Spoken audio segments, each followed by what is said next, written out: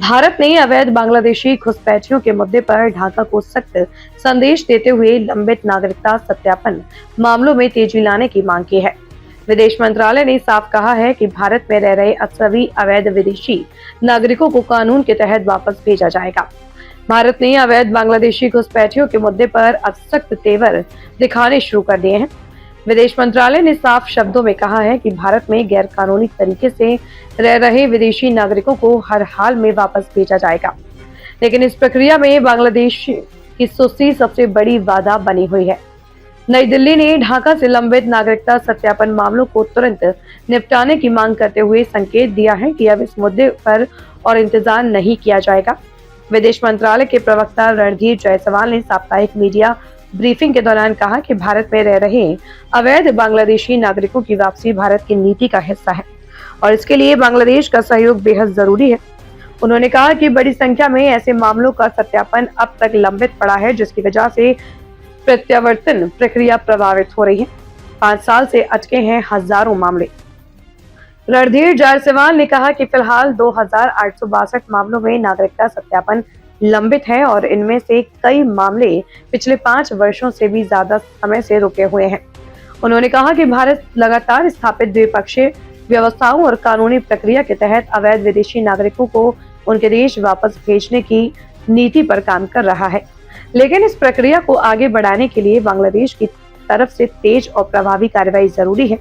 अवैध विदेशी नागरिकों को वापस भेजना हमारी नीति।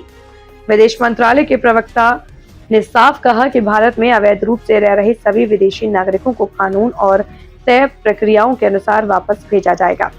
सीमा सुरक्षा बल के कार्यक्रम में आया हूं, तब घुसपैठ पर भी बात करना चाहता हूं। भारत सरकार ने ये तय किया है कि हम न केवल घुसपैठ को रोकेंगे, एक एक घुसपैठिए को चुन चुन कर देश के बाहर निकालेंगे और हमारी जनसांख्यिकी में अकृत्रिम बदलाव नहीं होने देंगे। ये जो जनसांख्यिकी का बदलाव करने का षड्यंत्र है, इसको सीमा सुरक्षा बल ने रोकना है। और आज मैं बड़ी शांति से, निश्चिंत मन से आपको कह रहा हूं कि अब त्रिपुरा, आसाम और पश्चिम बंगाल तीनों जगह ऐसी सरकारें हैं जो नीतिगत रूप से मानती है कि देश में घुसपैठ नहीं होनी चाहिए। अब सीमा सुरक्षा बल की जिम्मेदारी है कि हम न केवल सीमाओं की सुरक्षा करें, गांव के पटवारी के साथ हमारा संवाद होना चाहिए, गांव के थाने के साथ हमारा संवाद होना चाहिए, डिस्ट्रिक्ट के कलेक्टर के साथ, डीडीओ के साथ, डिस्ट्रिक्ट एसपी के साथ हमारा संवाद होना चाहिए।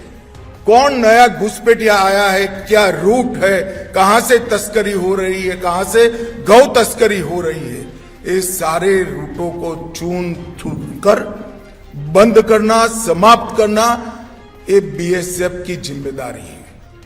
आने वाले दिनों में तीनों राज्यों के मुख्यमंत्रियों के साथ गृह मंत्रालय में हम एक बैठक भी करने वाले हैं। उन्होंने कहा कि यह केवल सुरक्षा का मामला नहीं बल्कि प्रशासनिक और कानूनी जिम्मेदारी भी है। भारत चाहता है कि बांग्लादेश जल्द से जल्द लंबित मामलों का सत्यापन पूरा करे ताकि प्रत्यावर्तन की प्रक्रिया सुचारू और व्यवस्थित तरीके से पूरी हो सके। देखिए, भारत में जब मनमोहन सिंह प्रधानमंत्री थे तब कितने बांग्लादेश की भारत में निकाले गए। आपको पूरी रिपोर्ट दिखाते हैं कब और किसके सरकार में कितने बांग्लादेशी निकाले गए हैं। 2005 में 14,916, वहीं 2006 में 13,296, वहीं पर फिर 2007 में 12,135।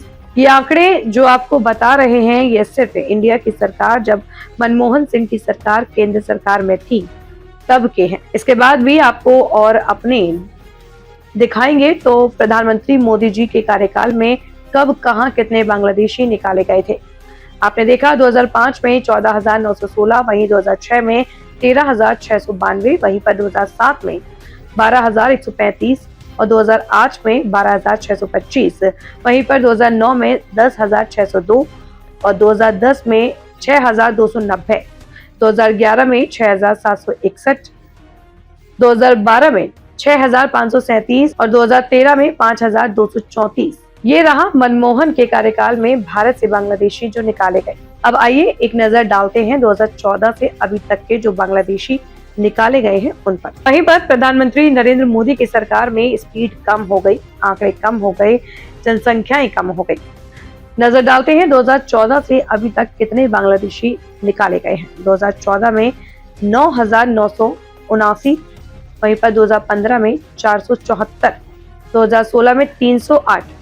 देख रहे हैं आप कि आंकड़े का संख्या कितनी कम हो गई है और स्पीड भी कितनी कम हो गई है। 2017 में 51 बांग्लादेश से भारत से निकाले गए, 2018 में 445, वहीं पर 2019 में 299 और 2021 में 246, वहीं पर 2022 में सिर्फ 50 और 2023 में 411 और वही 2024 में 295। देख रहे हैं आप, तो देख रहे हैं कौन सी सरकार से कैसा था प्लान। कमेंट कर हमें जरूर बताएं।